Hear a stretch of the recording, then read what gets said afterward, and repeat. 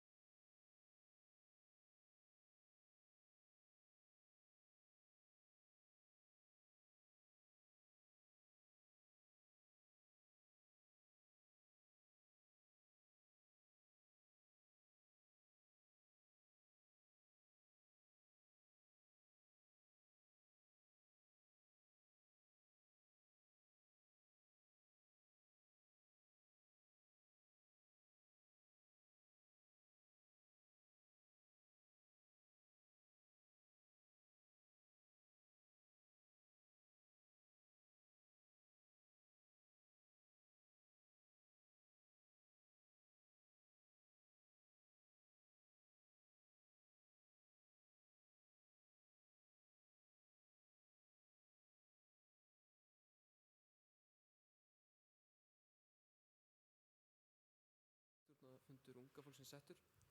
Fyrir okkur liggur dagskrá í 9 liðum og fyrsta dagskrá er fundargerð síðasta fundar og fer Halla Björk Reynisdóttir bæjarfulltrúi með mál.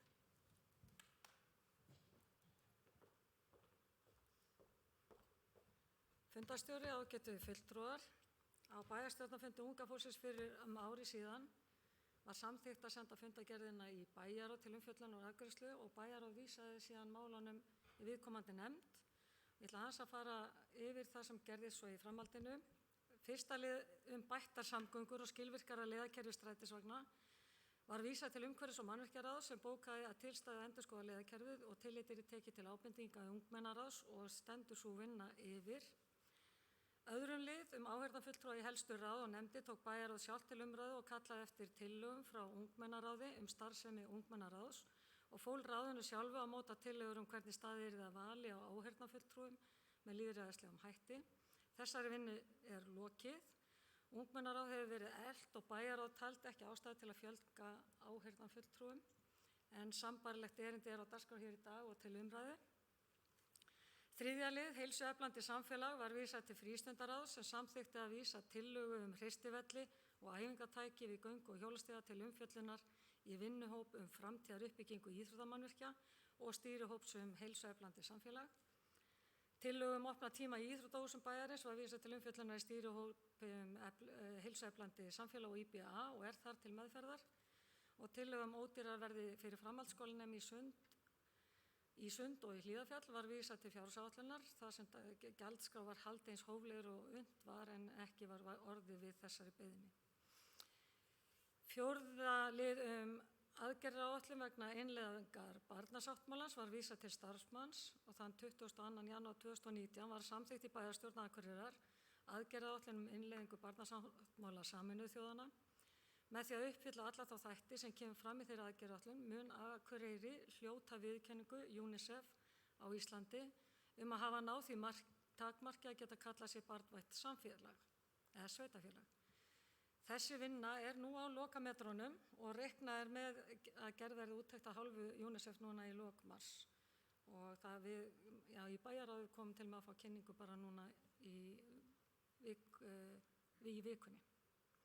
Fimmta lið á dagskrá síðasta árs skólamáltíðir samþykkti fræðsluráð að komið yrði á virku og reglubundnu eftirliti með matseðlum leik- og grunnskóla, hráefni og gæðum matarins og undanfarin ár hefur eftirlit með matseðlunum og uppfærslu á þeim verið bætt töluvert og eru örari sýnataka heldur en hefur verið. Og nú í apríl verða allir matráðar á námskeiði bæði sjónmat og sýnatökur til að tryggja bæði gæði í eldhúsum en ekki síður gæði á vörum frá Byrgjum. Þá fengu matráðar hvatningu að þróa matseðla sem höfða betur til barna. Sjötta lið sjósundsaðstöðu vísaði frístundaráð til vinnuhóps framtíðaruppbyggingu íþróttamannvirkja sem hefur skilað skýrslu og skemmst frá því að segja að ekki hefur enn verið tekin afstaða til sjósundaðstöðu. Sjöunda lið umhverfismál var síðan vísað til umhverfis- og mannvirkjaráðs sem þakkaði ábendingarnar og hét því að taka tillit til þeirra við endurskoðun á umhverfis- og samgöngustefnu Akureyrarbæjar. Áttunda og síðasta lið dagskrárinnar í fyrra tíðavörur í grunnskólum var lagður fram til kynningar í fræðsluráði en fram kom í máli ungmennaráðsfulltrúa í fyrra að í framhaldsskólum þá hafa nemendafélögin staðið sjálf fyrir því sjálf að slíka vöru séu á boðstólum en engar ákvörðanir hafa verið teknar í grunnskólum að sinni. Takk fyrir.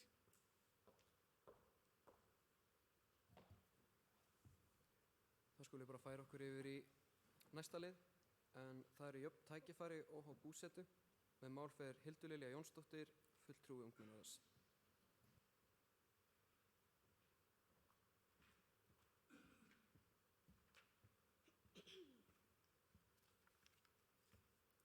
Virðulegi forseti, ungmennaráðsfulltrúar, bæjarráðsfulltrúar og aðrir gestir. Í mínu innleggi vil ég vekja athygli á og fjalla jöfn tækifæri óháð búsetu. Akureyrarbær stendur sig á ýmsan hátt vel þegar kemur að börnum og vill vera barnvænt sveitafélag í verki. En merkir það að öll börn hafi sömu tækifæri í sveitafélaginu. Á vel heppnuðu ungmennaþingi sem fór fram hér í Hofi í haust fengu unglingar í sveitafélaginu tækifæri til að tjá sig sínar aðstæður og sín réttindi. Í ljós kom að ungt fólk í Hrísey sem tilheyrir Akureyrarbæ upplifir að það hafi ekki sömu tækifæri og önnur börn og unglingar í sveitarfélaginu. Börn og unglingar í Hrísey höfðu ekki tækifæri fyrir nýlega til að hittast í félagsmiðstöð, ekki fyrir en ungmennafélagið ákvað að taka málið í sínar hendur án aðstoðar bæjarfélagsins og stofnuðu sína eigin. Það er líka erfitt fyrir börn í Hrísey að æfa íþróttir á Akureyri þar sem það er engin rúta sem fer frá höfninni til Akureyrar og engin akstursstyrkur er í boði fyrir foreldra sem þurfa að keyra á hverjum degi á æfingar. Ég get talið upp ýmis dæmi þennan aðstöðumun eins og hann kemur fram í samtölum við ungt fólk í Hrísey. Skólalóðin þarfnast endurnýjunar en rólurnar eru við það að detta í sundur. Léleg snjóvörn á þaki leikskólans þar sem safnast snjóhengjur og grýlukerti gera það að verkum að útivera fyrir leikskólabörn er stórhættuleg. Hjúkrunarfræðingur kemur í skólan einu sinni í mánuði og vel að geta leitað aðstoðar eða leiðbeiningar frá námsráðgjafa. Þegar talað að brúa bilið milli grunnskóla og tómstunda þarf einnig að horfa á skóla eins og í Hrísey og þá krakka sem búa þar, en búseta þeirra má ekki svipta þeim tækifærum sem við hin höfum vegna okkar búsetu í mesta þéttbýlinu. Ungmennaráð leggur til að bæjarstjórn samþykki að borga starfsmanni félagsmiðstöðvar í Hrísey til að hún leggist ekki niður. Að akstursstyrkur verði veittur þeim sem búa í Hrísey eða utan bæjarmarka þannig að börn og unglingar í öllu sveitarfélaginu hafi sömu tækifæri til æfinga og tómstundastarfs. Leikskólalóðin verði lagfærð og að námsráðgjafi frá Akureyri heimsæki Hríseyjarskóla reglulega. Takk fyrir.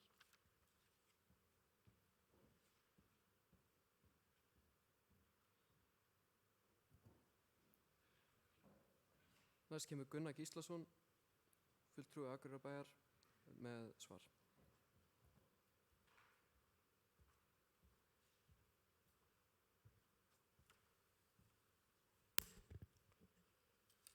Forseti og ágætu fulltrúar, þakka þér fyrir þetta innlegg, Hildur. Jöfn tækifæri, það er náttúrulega það sem við vildum öll sjá, að það væri algjörlega jöfn tækifæri óháð búsetu. En þau verða kannski aldrei alveg jöfn vegna þess að við búum við mismunandi aðstæður, við sem búum í þéttbýli, við búum við sérstakar aðstæður sem eru kannski ekki öllu leyti sambærilega því sem er í dreifbýli. En ef við erum í dreifbýli þá búum við líka við annars konar aðstæður sem eru öðruvísi að hafa sína kosti umfram þéttbýlið. En það sem að þú kemur hér inn á og ungmennaráð er að fjalla er í sjálfu sér atriði sem að við fengum upplýsingar á fundi með öllum nemendum í Hríseyjarskóla í vetur þegar við heimsóttum skólann. Og það var nú ákveðið að fara í málin og gera svona ákveðna gangskur að því að taka þessi málu upp og sérstaklega þetta með félagsmiðstöðina, aðstöðunni kringum skólann og fleiri þætti. Þannig að ég held að það sé alveg morgunljóst að það er okkar vilji að lagfæra ýmislegt af því sem að þú ert að nefna hérna, Hildur, og þið í ungmennaráði hafi samþykkt. Og ég tek þessum tillögum bara fagnandi og vona að við náum að leysa úr þessu eins og kostur er. En það er alveg ljóst að það verður alltaf munur á því hvort ég er ungmenni í Hrísey eða á Akureyri. Það verður aldrei eins. En hins vegar eigum við að taka þann ákveðna grunnþætti og tryggja það að tækifærin sé þó til staðar. Ég held að það sé algjör grundvallaratriði. Takk.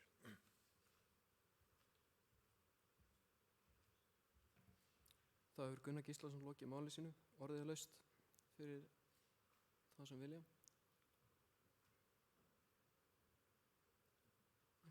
Þá höldum við áfram yfir í næsta lið. En það er frítt í sund fyrir börn á Akureyri og Rakel Alda Steinsdóttir fer með mál.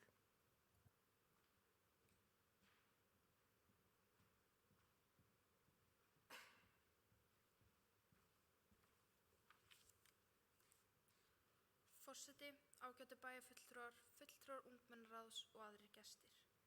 Þann 17. október 2016 var undirritaður samningur milli Akureyrarbæjar og Barnahjálpar Sameinuðu þjóðanna sem gerði Akureyri að fyrsta barnvæna sveitarfélaginu á Íslandi.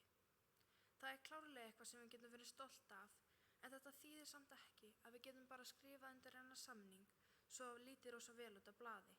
Við verðum að fylgja þessum samning og sjá til þess að börnum á Akureyri líði vel og fá að njóta þess að vera börn. Heilsa og hreyfing fólks stuðlar að heilbrigðara og hamingjusamara lífi, sem er það sem við viljum fyrir börnin í samfélaginu.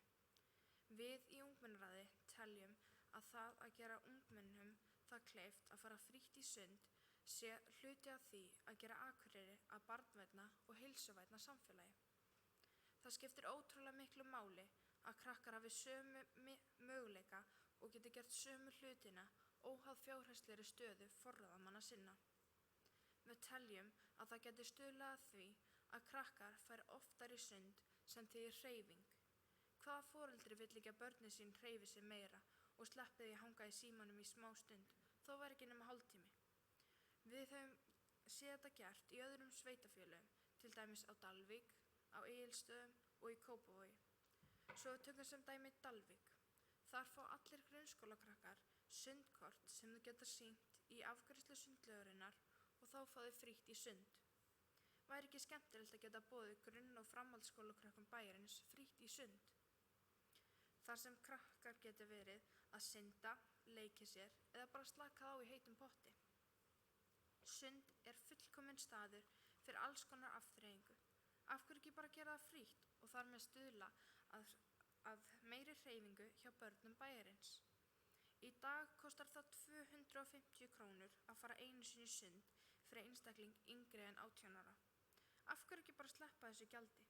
Við í ungmennaráði leggjum til að Akureyrarbær gefi öllum ungmennum yngri en 18 ára sem búsett eru í Akureyrarkaupstað kort sem gildir í Sundlaug Akureyrar, Glerárlaug, Sundlaug Grímseyjar og Sundlaug Hríseyjar. Með þessu korti geta þau fengið frítt í sund þegar þau vilja. Takk fyrir mig.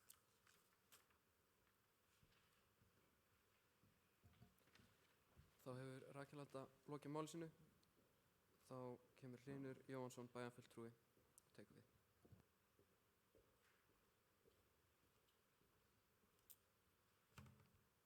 Fundarstjóri, ágætu fulltrúar. Þetta kemur nú vel á vandan. Ég er nú íþróttakennari sjálfur og hef ekkert á móti hreyfingu nema síðu séð. Ég fór og hitti forstöðumann Sundlaugarinnar í dag til að kynna mér þetta aðeins. Og að því ég var búinn að skoða gjaldskrána og að borga árskort 2600 krónur finnst mér svona málamiðlun, ekki gjaldbeint. Og í ljós kom að á árinu 2019 þá voru rúmlega 48 börn sem greiddu þetta 250 krónu gjald oní, sem eru rúmar 12 milljónir. Árskortin 2019 voru 1100 rúm, sem eru 2,7 milljónir, sem eru væntanlega krakkar hér á Akureyri. Heildartekjur Sundlaugarinnar á Akureyri eru 188 milljónir. Kostnaðurinn við reksturinn 420 milljónir. Þá spyr maður sig svolítið, er það gerlegt að vera að skera meira niður þessa litlu innkomu sem kemur þann inn? Því að þetta er ekki hátt gjald ef við tölum ársmiðan. Börn eru með frítt upp að grunnskólaaldri í sund og ég held að restin af þeim sem hefur einhvern áhuga að vera í sundi kaupi sér þetta áskort. Eitt sem kom líka fram í þessu að það var frítt í sund hérna fyrir nokkrum árum síðan og þegar að það var lagt af að þá kom í ljós að þessi krakkar og unglingar báru miklu meiri virðingu fyrir sundlauginni og starfsmönnum í sundlauginni. Og það er einhvern veginn þannig að þegar er greitt fyrir hlutina, þó að sé svona málamiðlunargjald, að þá fer fólk að hugsa aðeins öðruvísi. Þetta er alveg svipað bara á börn sem að fá alltaf nýjan síma eða skemman. Ef þau eru farin að láta borga sjálf, þá fara þau að hugsa allt öðru summa. Þannig að ég persónulega er ekki hlynntur í að vera með alveg frítt í sund, því miður. Og tel svona mörgu leiti að þetta sé svo til frítt.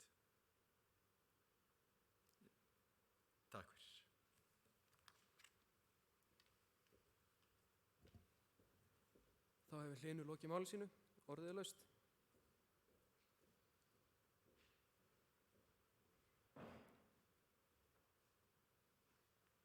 Þá höldum við áfram yfir í næsta lið.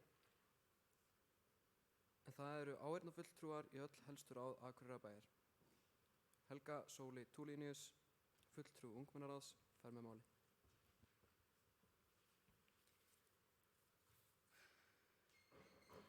Forseti, ágætu bæjarfulltrúar, fulltrúar ungmennaráðs og aðrir áheyrendur. Ég ætla að fjalla um aukun áheyrnarfulltrúa í helstu ráð og nefndir.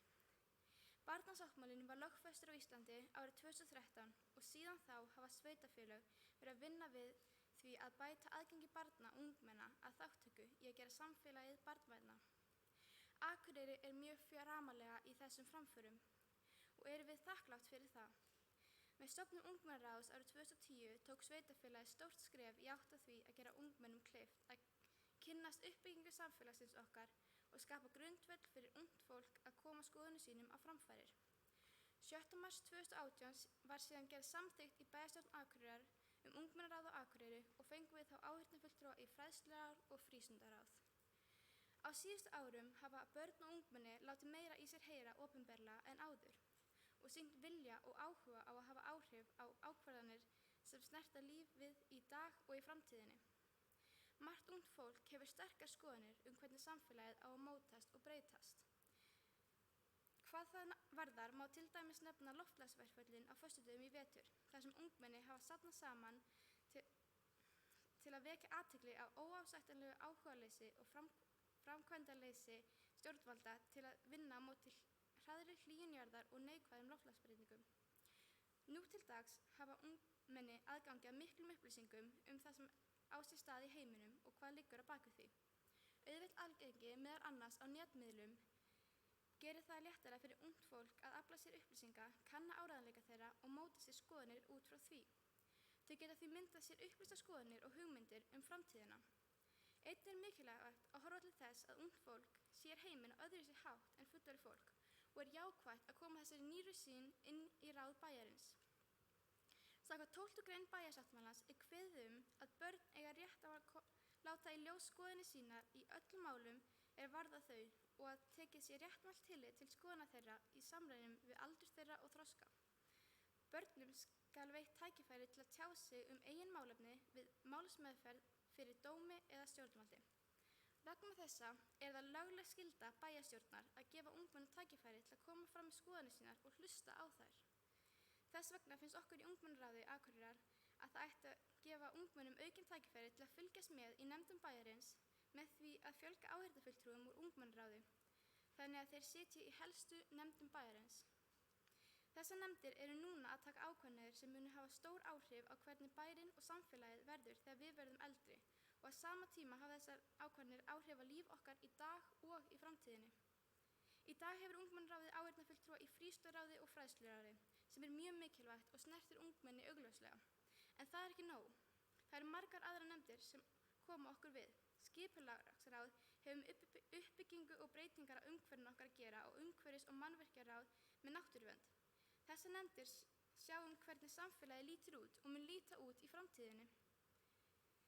Það er einmitt ungt fólk sem þurfa að lifa í þeim heimi sem þau eru að skipuleggja og gera. Ungmennaráð ætti að geta haft áhrif á hvernig bærinn mun líta út þegar við erum komin á fullorðinsaldur. Stjórn Akureyrarstofu fjallar og tekur ákvarðanir menningar og atvinnuheim Akureyrar. Þessi mál koma ungu fólki mikið við þar sem við erum stór hluti fólk sem tekur þátt í menningarviðburðum og við erum að koma á atvinnumarkaðinn og ættum að hafa einhver áhrif á ákvarðanir sem koma því við. Velferðarráð sér síðan félags- og velferðarmál Akureyringa. Þar eru ungmenni meðaltalin. Í 3. grein samþykktar fyrir velferðarráð Akureyrar í C-lið stendur að eitt af helstu verkefnum sem velferðarráð hefur umsjón yfir eru málefni barna og unglinga. Þrátt fyrir það er ekkert ungmenni í nefndinni. Starfsvið allra þessara ráða koma börnum og ungmennum mikið við og ákvarðanir hvað þetta varðar mun hafa áhrif á líf okkar í dag og í framtíðinni. Á bæjarstjórnarfundi unga fólksins fyrir ári síðan þann 27. mars 2019 kom ungmennaráðið með kröfu að fjölga áheyrnarfulltrúum úr ungmennaráði með þátttöku í öðrum ráðum bæjarins. Því svaraði Guðmundur Baldvin Guðmundsson fyrir hönd bæjarstjórnar að það væri sjálfsagt að skoða þetta og það væri fullur vilji hjá bæjarstjórn að mæta kröfum ungmennaráðs hvað þetta varðar. Þrátt fyrir það hefur ekkert breyst á árinu sem hefur liðið. Þess vegna stend ég hér í dag og minni á kröfuna. Ítreka mikilvægi þess fyrir ungmenni að fá að læra og kynnast störfum innan stjórn bæjarins og benda á að sjónarhorn þeirra eru mikilvæg og nauðsynleg í mótun málefna bæjarins. Ég krefst þess hér fyrir hönd ungmennaráðs að bæjarstjórn taki þetta mál til skoðunar og geri eitthvað í málunum eins fljótt og auðið er. Takk fyrir mig.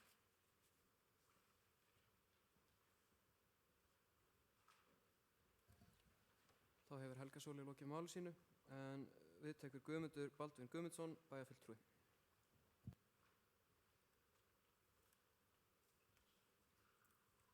Forsetar, ágætu fulltrúar ungmennaráðs og aðrir áheyrendur.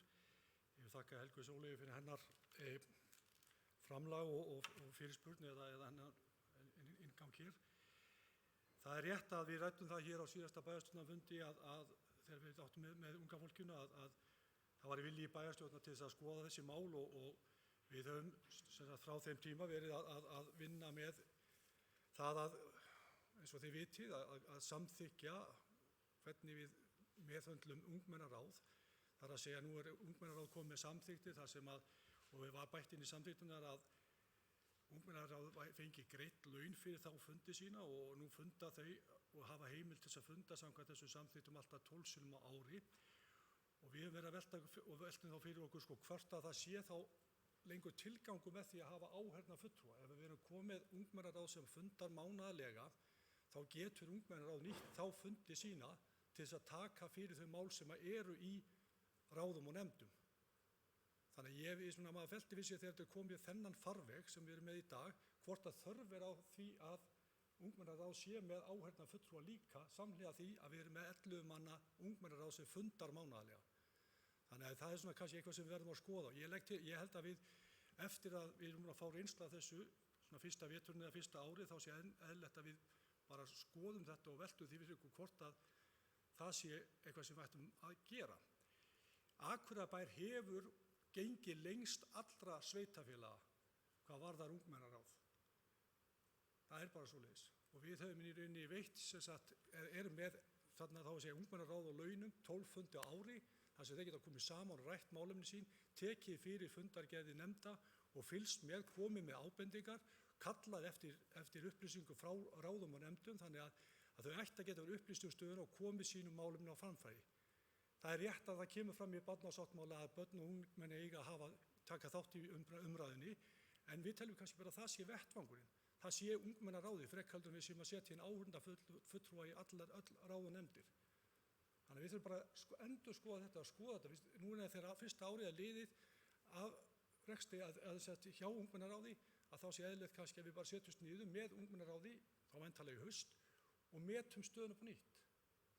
Hvort þörfin er á þessu, hver þörfin á þessu er. Nú í dag erum við að setja nokkuð drjúgan pening í þetta, eins og þið vitið, þá er ungmennaráð með fær greitt laun fyrir sína fundasetu og við erum þannig að greiða meira með ungmennaráði heldur en öll önnur sveitarfélög í landinu. Bara svo menn vitið það. Akureyri gengur lengst í þessum málum og við þurfum bara að velta fyrir okkur hvernig þeim fjármunum best varið. Er þeim best varið með því að bæta við áheyrnarfulltrúum og draga þá úr starfsemi ungmennaráðs, eða eigum við bara að fara með þetta allt inn í ungmennaráði sjálft? Það er mín skoðun og það er eitthvað sem ég held að við ættum að skoða. Takk fyrir. Þá hefur Guðmundur Baldvin lokið máli sínu, orðið er laust.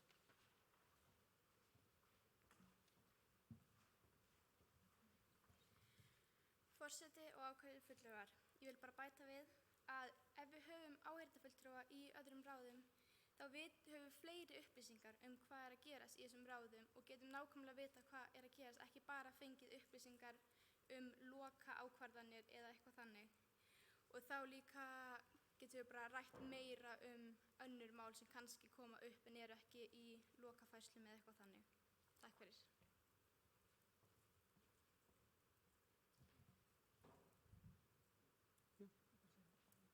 Orðið er laust. Guðmundur Baldvin stígur aftur upp á púlt.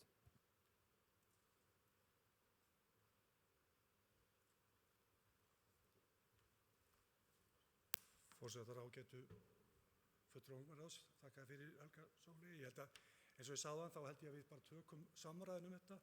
Fyrsta árið að líða, við erum ekki að fara að bæta inn áheyrnarfulltrúum núna á þessum vetri og við þurfum þá að skoða þetta varðandi fjárhagsáætlun 2021. Þannig ég held að við tökum bara samræðinu með ungmennaráði, metum stöðuna, hvernig til hafi tekist og veltum því fyrir okkur hvernig við gerum þetta þannig að sem best sé, þannig að ungmenni geti tekið þátt í ákvörðunartöku. En ég er ekkert alveg sannfærður að það endilega þurfa að vera með því að sitja sem áheyrnarfulltrúar, heldur væri hægt að gera þetta inn í ungmennaráðinu sjálfur. En við skulum skoða og taka samtalið. Takk fyrir. Þá er Guðmundur Baldur lokið orðið sínu. Ég vil rétt koma inn hérna að áður en að fólk stígur upp á púlt þegar orðið hefur losnað, að það gefur merki svo ég get séð að fólk sé að fara að standa upp áður en að getur svo ég get kynnta til leiks. En orðið er laust ef einhver vil bæta einhverju við, annars höldum við bara áfram. Já. Þá er það næst á dagskrá aukin fræðsla í skólum Akureyrarbæjar. Það er Gunnborg Petra Jóhannsdóttir sem fer með mál.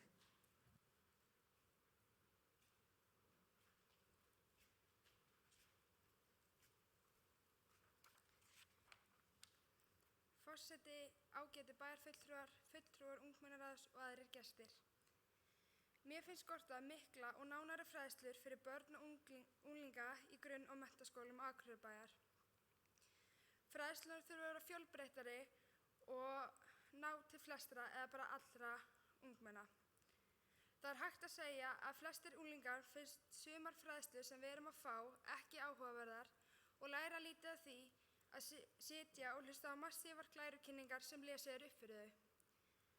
Fræðslunar þurfa að vera meira lifandi og fjölbreyttar.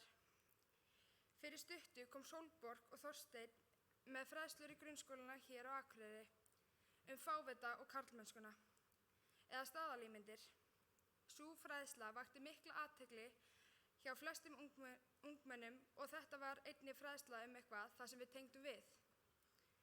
Að auki finnst okkur vanta meiri fræðslu skatta fyrir til dæmis nemendur í 9. og 10. bekk þar sem við förum að greiða skatta á 16. ári.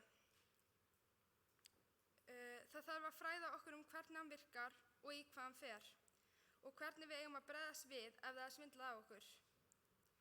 Og talandi skatta, það er í umræðinu að kosningaldurinn eigi að vera lækkaður niður í 16 ár, sem er frábært í alla staði, en með því þurfa að fylgja fræðslur og kynningar flokkana. Þá getum við látið rödd okkur óma og verið meira meðvituð hvað við erum að kjósa og af hverju. Þá getum við haft raunveruleg áhrif á það í hvað skatturinn okkar sé að fara sem við byrjum að borga á 16. ári. Stórþing ungmenna var haldið í Hofi fyrir ungmenni í 8. bekk og alveg fram í framhaldsskólana. Fyrst árið 2017, síðan aftur árið 2019. Þar kom fram að ungmenni á Akureyri að kalla eftir fræðslu og meiri fræðslu til dæmis jafnréttismál, kynlíf og klám. Fræðslan frá Sólborg og Þorsteini voru svar við því og eins og ég sagði áðan slógu þær í gegn. Og því hlýtur að vera eðlilegt að bjóða upp á frekari fræðslur það sem ungmenni í raun og veru að kalla eftir, samtímamál sem snertir okkur beint. Takk fyrir. Þá hefur Gunnborg Petra lokið máli sínu. Þórhalli Jónsson, bæjarfulltrúi, tekur við málinu.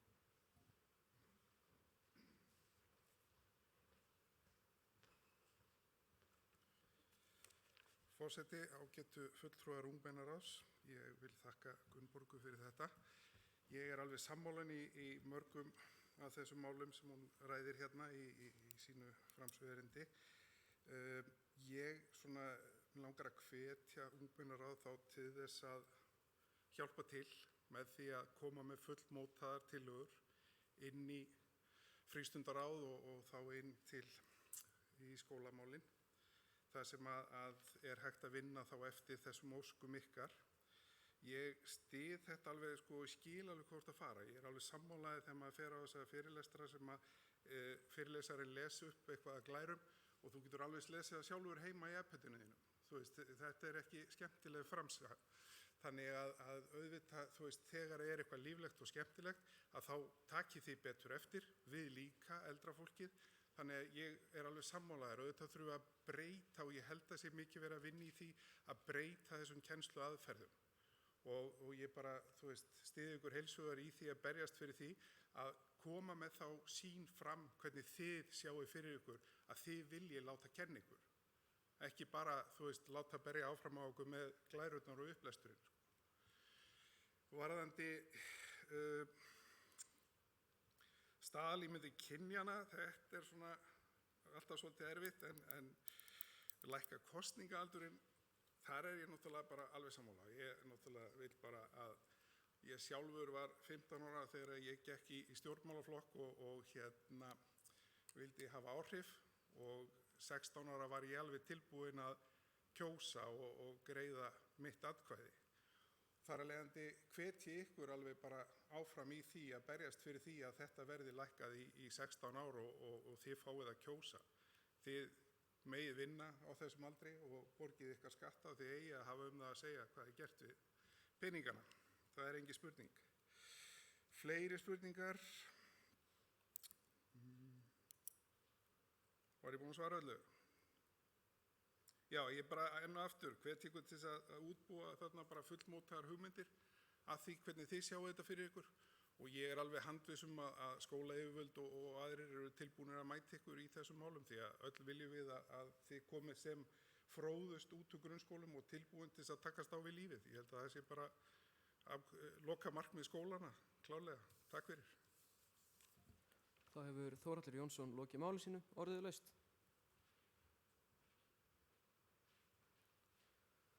Þá höldum við áfram yfir í næsta lið, en það er tæknilæsi ungmenna, og Thelma Ósk Þórhallsdóttir, fulltrúi ungmennaráðs, fer með mál.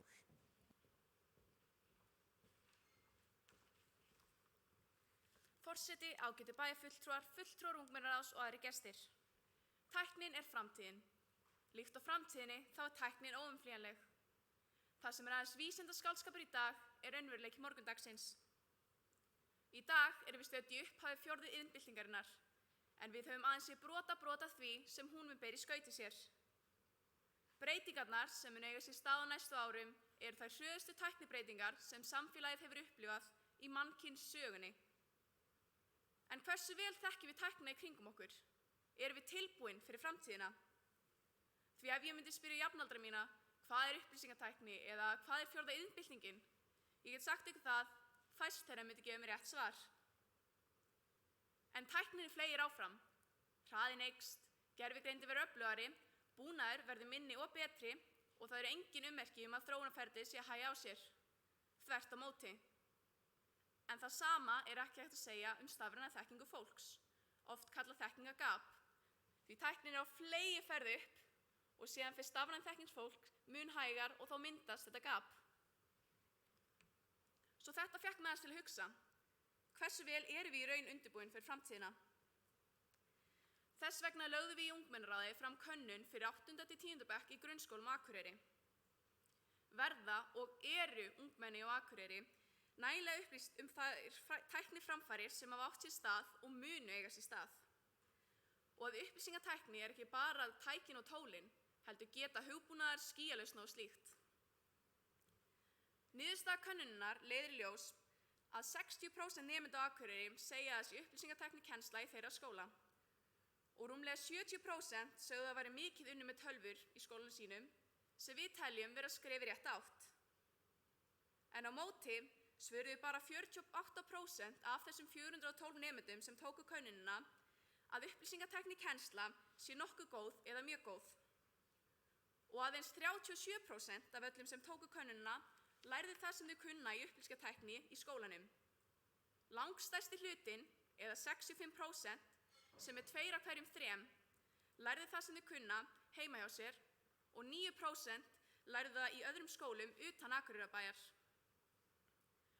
Könnunin leiddi samt líka í ljós að rétt meira en helmingur nemenda telja sig vera með góða stafræna þekkingu, en þau hafa samt áhuga á að læra meira og telja upplýsingatækni kennslu vera mikilvæga. Og þetta ungmennin sem framtíð okkar. og þetta er þeirra þekking á þeim hlutum sem eru að vera stærri og stærri hluti af lífi þeirra. Og ég er alls ekki að segja að þau viti ekki neitt um tæknina, því þau vissu mun meira en ég átti von á í sannleika sagt. En af hverju vita þau ekki meira? Jú, það er af því það er enginn að kenna þeim fræðina nægilega vel. Frá minni eigin reynslu telja kennarar það nóg að samþætta upplýsingatækni við það sem við þekkjum sem fasta kennslulið í dag. En það er ekki nóg. Sem dæmi læra krakkar ekki um netöryggi og þau læra ekki kóðun með því að skrifa bara sögu í Word eða Docs-skjal. Einnig vantar upp á almenna tölvulæsi sem nýtist bæði í starfi og leik. Það eru svo margir eiginleikar upplýsingatækninnar sem eru hunsaðir því það er fullorðið fólk sem telur það að samþætta upplýsingatækni við hefðbundið nám sé nóg.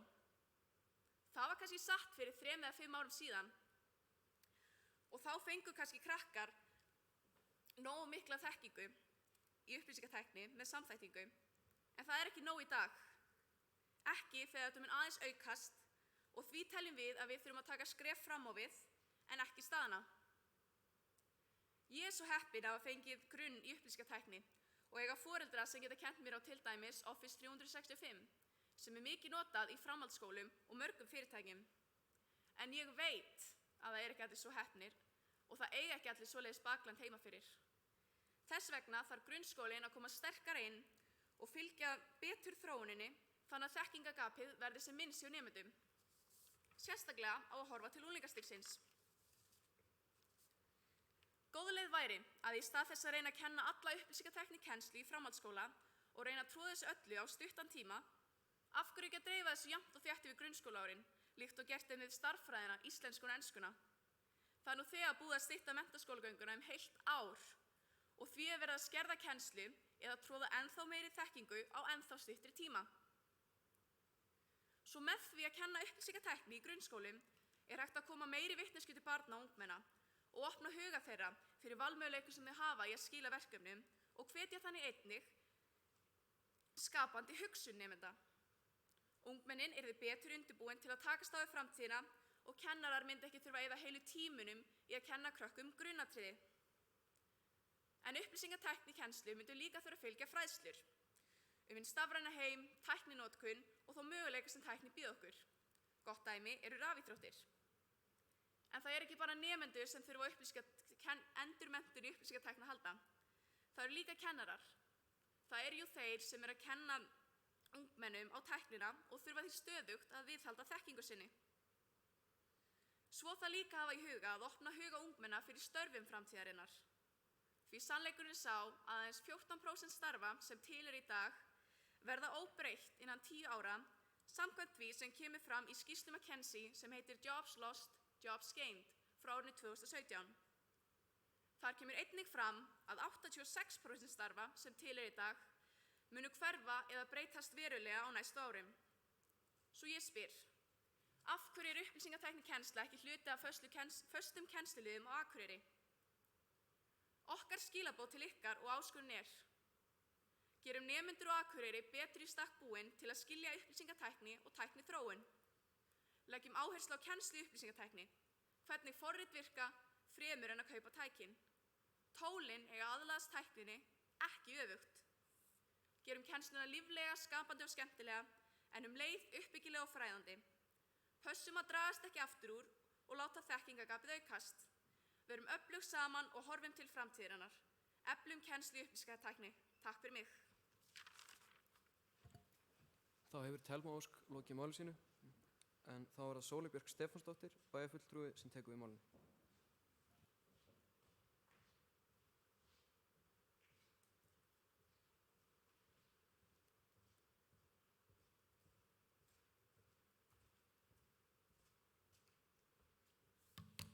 Fundarstjóri, forseti, ágætu fulltrúar.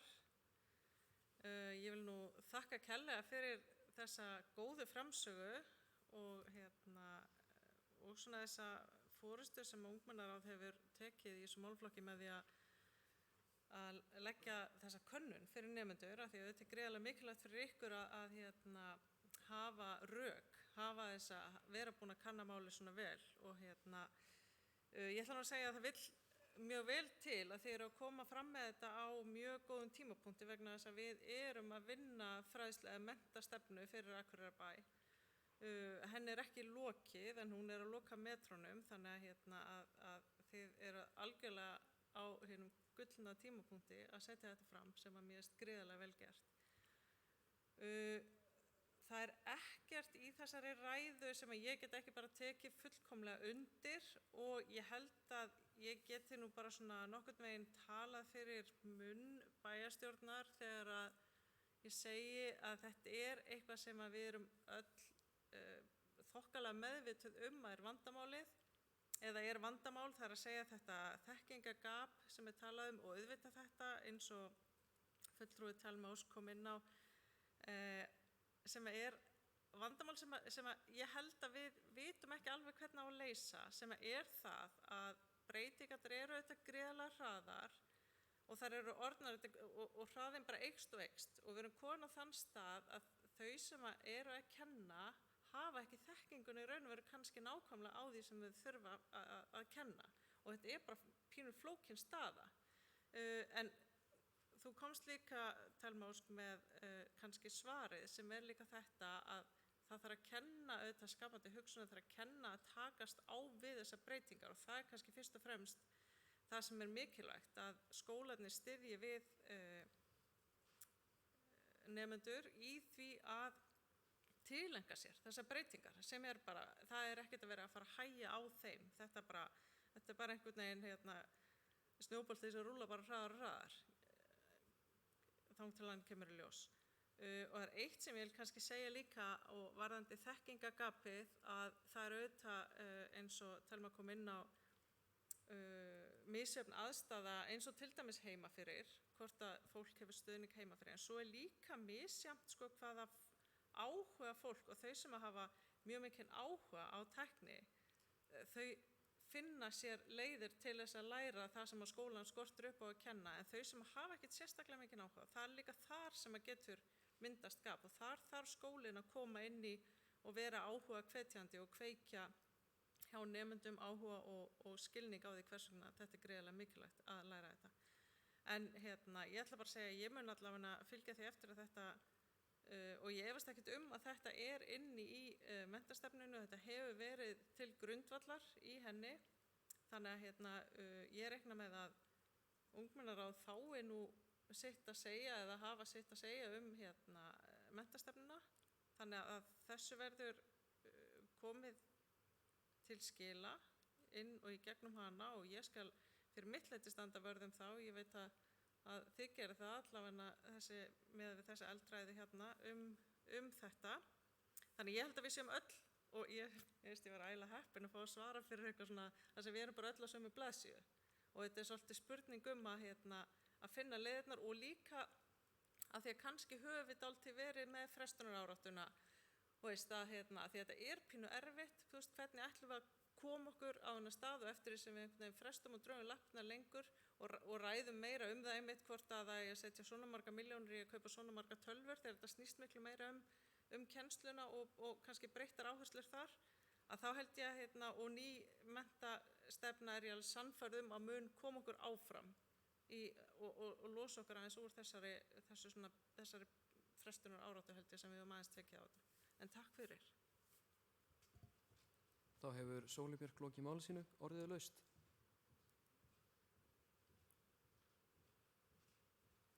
Þá höldum við áfram. En næst eru geðheilbrigði ungmenna og Páll Rúnar Bjarnason, fulltrúi ungmennaráðs, fer með mál.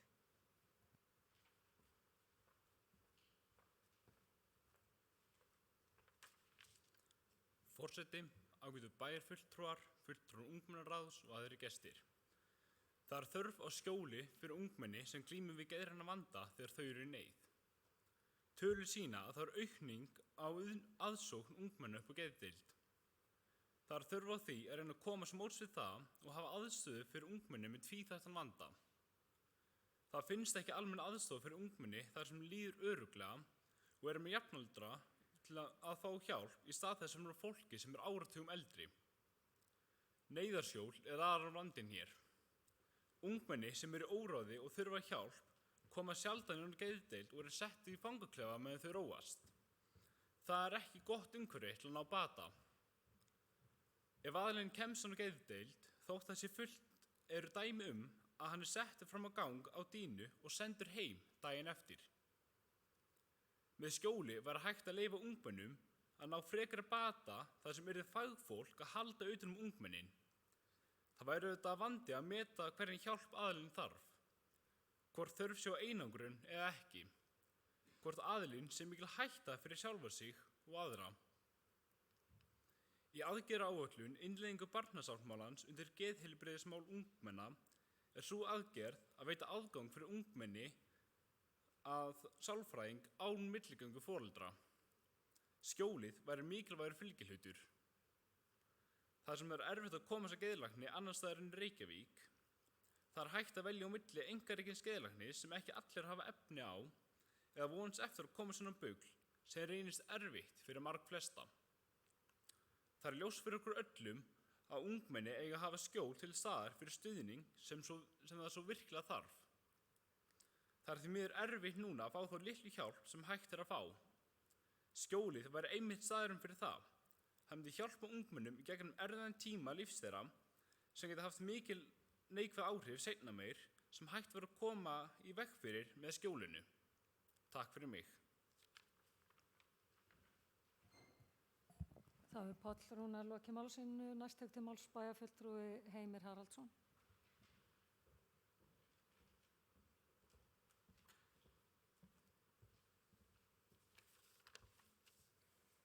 Forseti, ágætu fulltrúar, ég vil þakka Páli fyrir sína framsögu og sína tillögu að úrræði fyrir ungmenni í vanda. Það er alveg rétt hjá honum að þetta er ekki til staðar á Akureyri, en mig langar aðeins að nefna úrræði sem standa þó ungmennum til boða sem eru með fjölþættan vanda. En það er bugteymi sem starfrækt er á sjúkrahúsinu hér á Akureyri, en það sinnir börnum með fjölþættan alvarlegan vanda og þetta er 3. stigs þjónusta sem er veitt þarna af læknum, félagsráðgjöfum, geðhjúkrunarfræðingum, iðjuþjálfum og sálfræðingum. Þannig að þetta væri kannski nærtækast að leita til fyrir þau ungmenni sem eru með þennan vanda og það er ekki gott að heyra þessa sögu sem þú nefnir gistinætur í fangaklefa til þess að róa niður ungmenni með geðrænan vanda. Svo langar mig líka bara að nefna að það þjónustu sem er í boði fyrir ungmenni á Akureyri, framhaldsskólarnir hér, báðir tveir, eru með sálfræðinga innan sinna raða sem nemendur geta leitað til án þess að borga fyrir það. Skólasálfræðingar eru í grunnskólum sem veita viðtöl og stuðning en sinna þó ekki meðferð.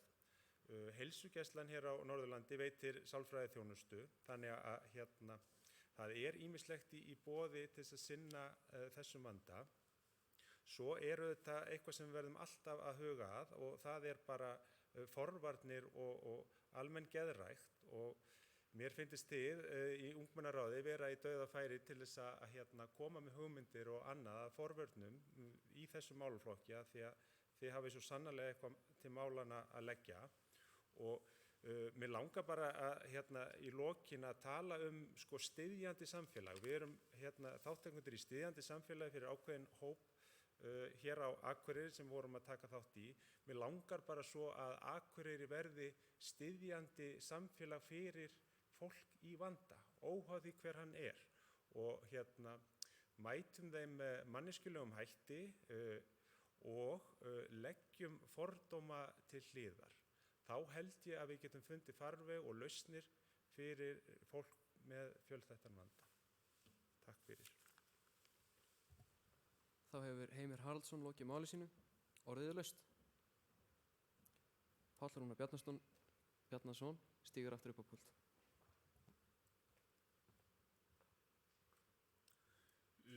Forseti, ágætu bæjarfulltrúar, fulltrúar ungmennaráðs og aðrir gestir. Þetta er alveg rétt að vera, þetta er alveg nokkuð veginn til staðar. En það vantar virkilega fræðslun það, því minni minningu og bara minni reynslu þá hefur ekki verið boðið mér upp á þetta eða bent mér á þessa valmöguleika. Og ef þetta til staðar þá mætti bæta við fræðslu og frekari upplýsingar þessa þjónustu. Takk fyrir mig. Þá hefur Páll Rúnar lokið máli sínu, orðið laust. Þá höldum við áfram. En næsti liður umhverfisvæn Akureyri og það Þura Björgvinsdóttir sem tekur til máls, fulltrúi ungmennaráðs. Forseti, ágætu bæjarfulltrúar, fulltrúar ungmennaráðs og aðrir gestir. Mig langar aðeins að ræða sorpmál á Akureyri. Það hefur vakið athygli mína og annarra ungmenna að það mjög langt á milli almenningsruslatuna hér í bænum og þær eru margar mjög illa farnar. Það gerir að verkum að fólk hendir ruslinu sínu oftar út í náttúruna og götur bæjarins. Einnig finnst mér einkennilegt að ekki sé flokkað í þessar almenningsruslatunur. Væri ekki gott ef það væri flokkunartunnur út allan bæ þar sem allir gætu flokkað jafn óðum. Ruslatunnur eins og þær eru í miðbænum sem eru litaflokkaðar eru plássfrekar og klárlega ekki hægt að hafa svoleiðis út allan bæ, en ekki hægt að finna lausn á því. Það væri til dæmis hægt að hafa samkeppni meðal skólabarna hönnun á nýjum ruslatunnum svo hægt sé að flokka í þær líka.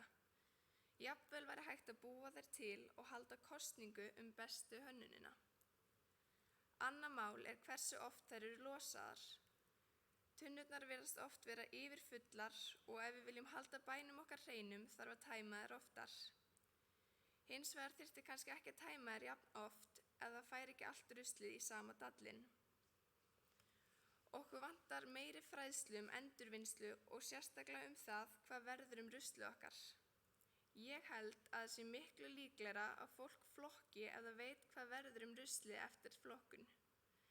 Til dæmis var ég bara að komast að því daginn að það fyrirtæki í Hveragerði sem sér að endurvinna allt plastið og að Molta EHF á Akureyri notar alla matarafganguna okkar. Það bara aldrei kennt manni það. Það sem okkur í ungmennaráði langar að skoða betur hvort það sé hægt að fjölga ruslatunnum bæjarins og hvort það sé vilji til að flokka í almenningsruslatunnur. Getum við bætt úr þessu í samstarfi við ungmenni bæjarins. Það langar okkur að vita hversu oft tunnurnar eru losaðar og á sama tíma að kanna hvort hægt sé að óska eftir meiri fræðslu umhverfismál og endurvinnslu.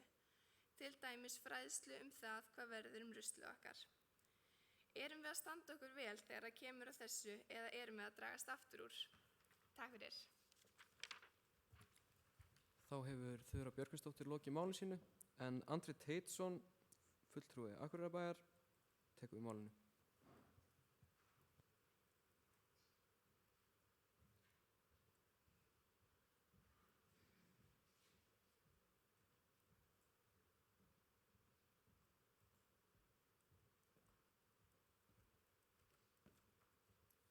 Forsetar, ágætu fulltrúar í ungmennaráði. Ég biðst afsökunar hvað ég var lengi á leiðinni en ég tók þetta mjög alvarlega tilmæli forseta að bíða þangað til væri búið að kynna ræðumenn.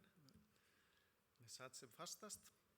En Þura, takk fyrir þessar ábendingar og brýningar.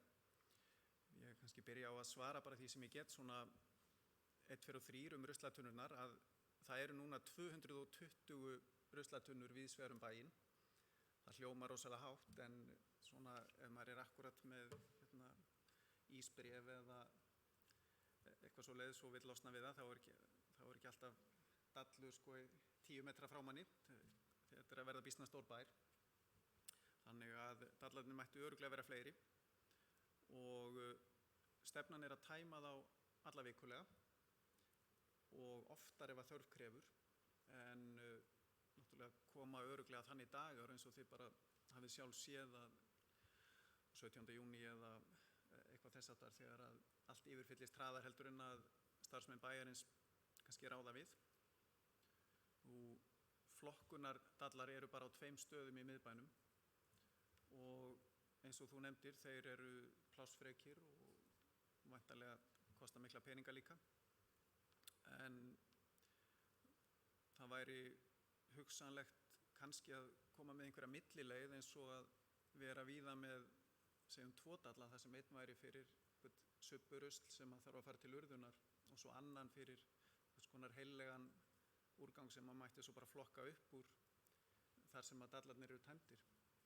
Segjum bara plast og ál og pappa og eitthvað svoleiðis. Þannig að það er bara að gera að reyna að hugsa það áfram. En ég vildi líka segja að Akureyrarbær er að ýmsu leyti til fyrirmyndar í umhverfismálum og eins og þú nefndir þá erum við þáttakendur í verkefninu jarðgerð hjá Moltu hérna inn í Eyjafjarðarsveit þar sem að lífræni úrgangurinn fer frá heimilum og fyrirtækjum að einhverju leyti og við erum líka að reyna að hvetja fyrirtæki til að senda þangað meira af alls konar lífrænum úrgangi. Til dæmis hefur verið vandamál með mat sem að rennur út, bara skýrdollur eða skinkubréf og þess háttar og fyrirtækin hafa freistast til að henda þessu í urðun af því að hitt er vesen og tekur pláss inn á gólfi hjá fyrirtækjunum, kannski ætla að fara að opna umbúðirnar og flokka þetta í sundur. En núna eftir nokkrar vikur þá verður Molta færum að taka á móti svona og vinna úr því sjálf, þannig að það verður áhugavert framfara skref. Og mér langar líka að nefna metanið sem er svona, næstum því einstakt verkefni á Íslandi. Það eru örfá önnur sveitarfélög sem eru með eitthvað svipað, þar að segja við erum að vinna metan úr gömlu ruslahaugunum upp á Glerárdal. Þannig að í stað þess að metanið stígi út í andrúmsloftið þar sem að það er 20 eitthvað sinnum skaðlegra heldur en koltvísýringur, að þá beislum við metanið og notum það til gagns sem eldsneyti á bíla, til dæmis strætisvagna og ferlibíla. Og síðan þriðja verkefnið sem að er býsna áhugavert hérna á Akureyri, það er félag sem er kallað Orkey og er að safna saman úrgangsolíu, til dæmis matarolíu og vinna úr því eldsneyti líka. Þannig að í staðinn fyrir að þetta fari í vaskana og niðurföllin og bara spilli þar fyrir, stífli og óhrengi, að þá verður þetta til gagns. Þannig að þarna eru 3 verkefni þar sem við erum að standa okkur vel, en svo eru fleiri svið og stóra verkefnið er öll þessi urðun. Við erum að senda þúsundir tonna 150 km leið með vörubílum vestur á Blönduós eða Sölvabakka til urðunar. Stóra verkefni núna næstu ár verður að draga úr því og betri flokkun er lykillinn að því. Takk. Þá hefur Andri Teitsson lokið máli sínu. Orðið er laust. Páll Rúnar Bjarnason stígur á púlt. Fulltrúi ungmennaráðs.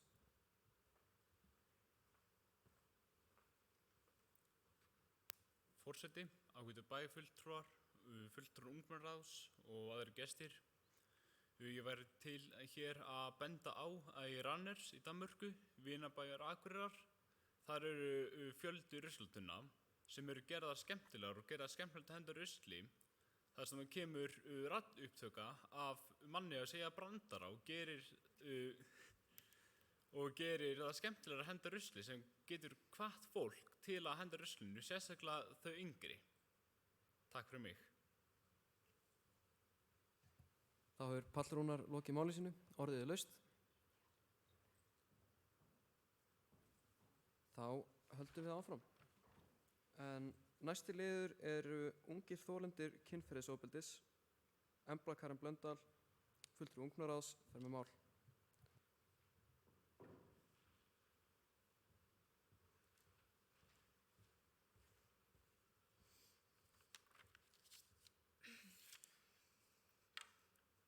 Fundarstjóri, forseti og ágæti fulltrúar. Með aukinu umræðu í samfélaginu kynferðisofbeldi hafa augu mín opnast fyrir virkilega þarfri umræðu. Ungt fólk treystir ekki kerfinu. Í fyrstu kann það að vera undir ríki komið, en það breytir því ekki að við erum íbúar þessa samfélags. Við treystum samfélaginu sem við búum í og treystum að það vinni með hagsmuni okkar að leiðarljósi. Mál sem þessi eru vissulega gjarnan viðkvæm og vandmeðfarin, en traustið byrjar hjá ykkur. Ungmennaráð krefst þess að sjá sterkara stuðningsnet fyrir unga þolendur kynferðisofbeldis. Vissulega höfum við barnaverndarnefnd og samtök eins og Aflið, sem við getum verið þakklát fyrir. En þegar þú stígur á táningsaldurinn þá breytast hlutir. Þér finnst þú ekki tilheyra neinni stofnun ef þú veist yfir höfuð hvert þú átt að leita til að byrja með. Í takt við þróandi samfélag þörfnumst við þess að stutt sé við okkur að okkar nánustu leiðtogum. Það eru þið, kæru bæjarstjórnendur. Við unga fólkið sem stöndum á tímamótum þess að vera börn og fullorðin eigum það til að falla í engan hóp og gleymast. Að treysta kerfinu og finna stuðning samfélagsins gríðarlega mikilvægt til að vinna gegn ótilkenndum kynferðisafbrotum og þar af leiðandi að hjálpa þolendum ofbeldis að skila skömminni. Ungmennaráð bendir á mikilvægi þess að upplýsa ungt fólk betur réttindi sín og hvert þau geta leitar þegar þau verða fyrir ofbeldi, þá sérstaklega kynferðisofbeldi. Því þóttar aðstöður séu til staðar einfaldlega ekki nóg.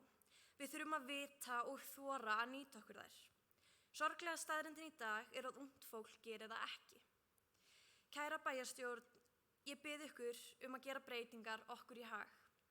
Ekki bara fyrir mig eða ungmennaráðið, heldur unga fólkið í kringum ykkur sem munu einhver þurfa að leita viðeigandi aðstoðar vegna kynferðisafbrota. Því þetta málefni skiptir máli. Það hefur áhrif á okkur öll og kemur okkur öllum við. Og þegar við þorum að tala, þegar við þorum að hlusta, þegar við þorum að treysta, þegar við vitum að við erum ekki ein, þá breytum við heiminum og það byrjar hér. Takk fyrir. Embla Blöndal hefur lokið máli sínu. Halla Björk Reynisdóttir, bæjarfulltrúi, tekur við.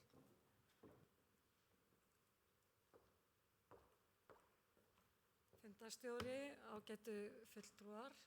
Ég ætla að byrja að þakka Emblu fyrir hennar innlegg og að setja þetta mikilvæga mál hér á dagskrá. Ég held að við getum öll verið sammála það að þetta eitthvað sem við viljum sjá upprætast í okkar samfélagi og að það sé gríðarlega mikilvægt að einmitt upplýsingar það hvernig fólk almennt getur leitað sér aðstoðar og hvað síst börn, að það þetta bara lykilatriði þess að við getum upprætt eða allavega komið fólki til aðstoðar. Þannig að ég segi nú eins og hefur kom fram í máli bæjarfulltrúa Sóleyjar áðan að ég bara afskaplega heppin. Ég held að við séum hér öll sammála inni í þessu herbergi að mikilvægi þess að einmitt að það sé aðgengilegt þau þjónusta sem í boði og það sé aðgengilegt og fólk sé upplýst hvernig það nýtir sér hana. Og þarna það kom líka fram í máli ungmennafulltrúa Páls áðan taldi að væri jafnvel erfitt eða vissi ekki af þeim úrræðum sem væri í boði fyrir geðræna vanda og þetta þá svipuðum toga. Og eins í máli bæjarfulltrúa Heimi sem að við verum bara styðjandi samfélag fyrir alla sem eiga í einhvers konar vanda. Og ég veit að það verið að vinna eða var unnin hér viðbragðsáætlun það hvernig bregðast skuli við vegna ofbeldis gegn börnum og það verið að vinna skilst mér að því að koma í rafrænu formi inn á heimasíðu þannig að fólk geti leita sér aðstoðar í gegnum slíka gátt sem held ég afar mikilvægt og við erum auðvitað alltaf að læra og reynum að gera betur en svona umræða hér inni og ámenning fyrir okkur bæjarfulltrúa og að fylgja þessu eftir auðvitað alltaf bara og ítreka þörf á henni. Mér langar nú kannski bara það náttúrulega svona almennt þannig að heilsugæslan og heilbrigðiskerfið á að vera styðjandi aðili í þessu hvað þetta varðar, hvað ofbeldi varðar og við höfum hjúkrunarfræðinga inn í skólunum sem og náttúrulega námsráðgjafa sem börn geta leita til og hafa verið að leita til og síðan hefur verið að koma frá samtökunum Blátt áfram einu sinni á ári að mér skilst inn í skólana með fræðslu fyrir ungmenni. En auðvitað alltaf hægt að gera betur. Það að þið upplifið það þannig að það sé ekki auðvelt að leita sér aðstoðar eða það sé ekki alveg augljóst hvert á að leita, það þýðir að við getum gert betur. Og ég bara hvet okkur öll áfram í því til að vinna að því að bæta úr slíku. Og ég held að við gerum okkar öll hér það besta eða það sem við getum. Takk. Þá hefur Halla Björk lokið máli sínu. Orðið er laust.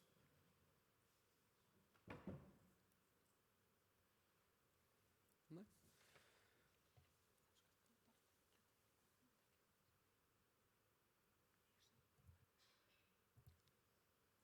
Þá vil ég leggja til að fundargerð verði vísað til bæjarráðsins og ég vil að þeir sem eru samþykkið því gefið mér merki.